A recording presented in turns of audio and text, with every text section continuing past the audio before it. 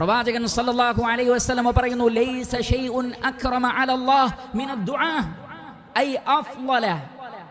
അല്ലാഹുവിന്റെ അടുക്കൽ ദുആയേക്കാൾ ശ്രേഷ്ഠമായ മറ്റൊന്നുമില്ല, പ്രാർത്ഥനയേക്കാൾ പുണ്യം നിറഞ്ഞ മറ്റൊന്ന് റഹ്മാനായ റബ്ബിന്റെ അടുക്കലില്ല.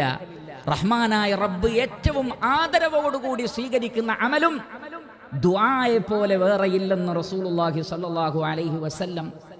മാത്രമല്ല, ആ ദുആയുടെ പവർ എന്ന് പറയുന്നത്, ചില ആളുകൾ പറയും നിങ്ങൾ പ്രാർത്ഥിച്ചിരുന്നോളൂ, വേറൊന്നും ചെയ്യണ്ട. പ്രാർത്ഥനയേക്കാൾ വലിയ ആയുധമുണ്ടോ പ്രിയപ്പെട്ടവരെ? ലാ യറുദ്ദുൽ ഖദാഅ ഇല്ല ദുആ, ലാ യറുദ്ദുൽ ഖദാഅ ഇല്ല ദുആ. ദുആ കൊണ്ടല്ലാതെ ഖദാ നീങ്ങുകയില്ല.